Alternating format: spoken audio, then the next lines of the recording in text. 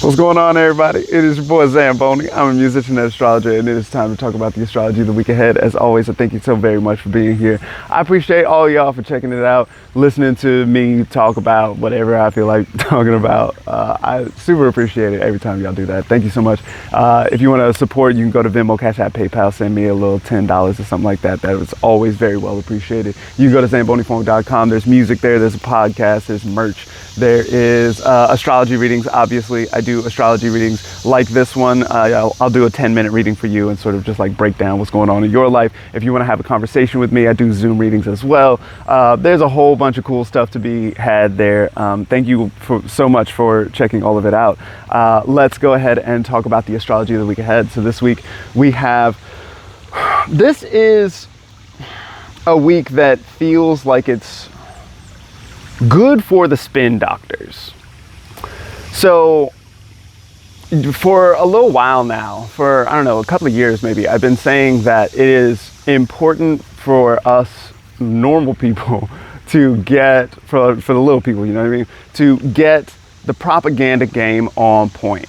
So there's a couple of things that are going on here. One is that you are not immune to propaganda. Propaganda is coming your way, and so you need to be able to understand what kind of information is coming your way and how to navigate that sort of thing.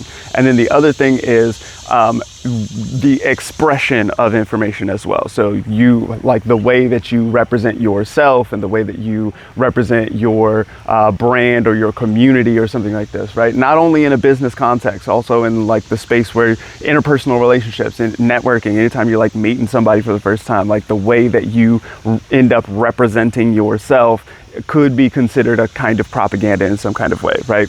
And having a certain kind of spin on that is likely to be something that is valuable to all of the people, including the people at the top of the hierarchy, the people who run the news networks and all of this kind of thing, as well, all the way down to people who are in the third grade and stuff like this. You know what I mean? Like, all this matters for everyone. And so the reason why I'm bringing this up is for a couple of reasons here. First is that this week we've got Mercury in Leo making a square to Uranus and Taurus, right? So last week I was like, this is going to get kind of loud, and there might be some like loud newsworthy, power toppling events. That I think that was a good prediction. so far so good, right?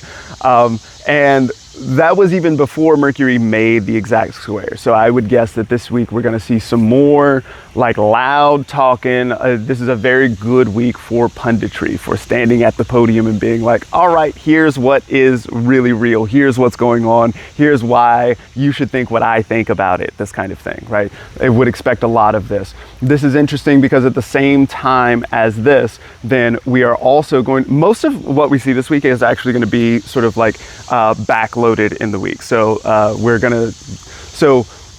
tomorrow, then we're going to see the exact Mars-Uranus conjunction. So last week, I spent a bit of time talking about Mars being the kind of trigger or the ignition to the disruptive powder keg that is Uranus in Taurus, right? And so Uranus has been sort of like ready to disrupt or liberate or break up, break down, break through, break free in the Taurus space. And then Mars is going to come through and sort of like set that into motion, right?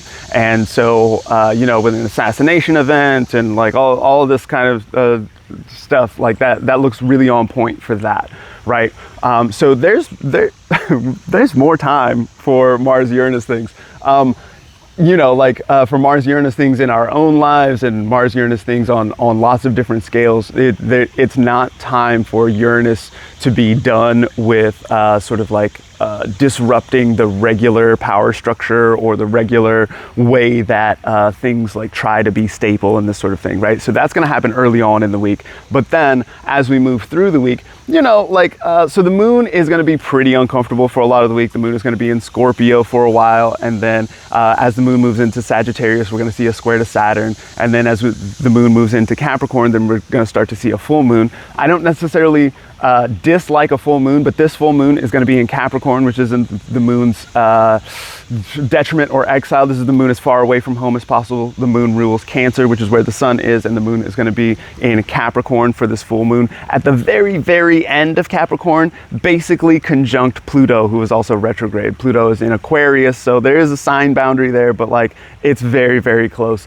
And so there's a lot of that sort of stuff going on. So quickly, full moon in Capricorn is likely to be, you know, end of Capricorn stuff has seen a lot of, so if we think about the end of Capricorn, then that is where we saw the Saturn-Pluto conjunction. And there has been a lot of sort of like power plays going on, especially power plays that involve like the end of empire is what it feels like, right? I've been thinking about that as like last grasps for power, like trying to like maintain the old order. Capricorn is typically a sign that is associated with tradition or convention or the things that it like tends to be conservative. And not, I don't mean conservative in the sense of like Republican or red team or something like that. I mean conservative in the sense of like whatever used to happen might not have been so bad. We might have already figured out how to structure a wheel, and so you don't need to necessarily reinvent the wheel. All you need to do is build one and roll, right? So that is where Capricorn tends to be. Capricorn is concerned with the old order in some kind of way because there might still be something valuable to the ways that we have understood things before. So the full moon is typically a moment where there's like the tide is high, there's a lot of feelings, there's a lot of emotions, there's a lot of you know, like stuff wants to overflow in some kind of way.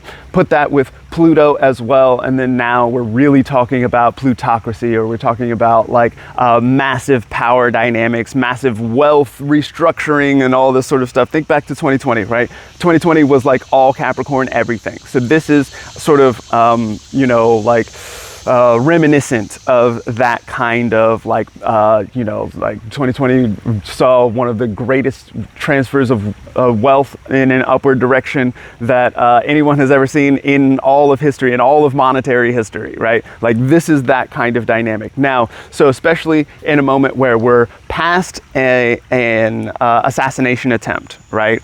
And then there's also elections going on in my country that the whole world seems to be looking at. The first astrologer who I noticed who started talking about the assassination event was in Australia. And I don't know why they give a shit in Australia, but I'm out here with the vampires right now. Got one, but they're also getting me. There's like this global like understanding that like this is a very big deal, like the way that power functions in this country and the way that power is slipping in this country is sort of emblematic of the greater world order that's happening here, right? And so this full moon I would expect to be like kind of a big deal here about that. Now, why did I mention the spin doctors? One was Mercury in Leo square to Uranus in Taurus. The other thing about that is that we also have Venus in Leo, and Venus in Leo is going to make a sextile to Jupiter in Gemini. So Venus in Leo, this is going to be, that's the sun sign, and this, so there's something that like, I think last week I talked about glam and sort of like putting the shine on things and this sort of stuff, right? So if we're thinking about people who want to get in front of cameras and start talking and this kind of thing, this is also the sign that Mercury is in. So Mercury making that square to Uranus is going to be like ready to say loud and outlandish things, especially in order to get views and likes and attention and all this sort of stuff, right?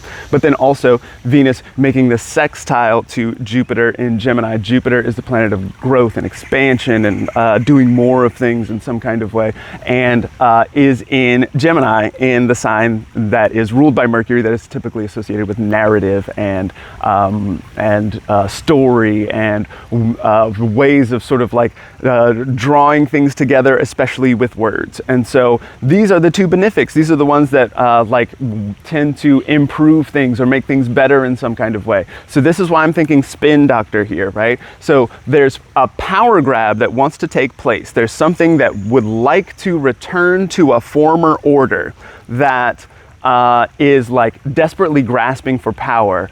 And there's you know, there's that like classic quote that like never let a good crisis go to waste. And so if there's a crisis in this moment, then this is a great time to spin it in some kind of way. Now, at the global level, that's kind of annoying, but don't forget that this can be useful in our lives as well. A great way to do that, look, go to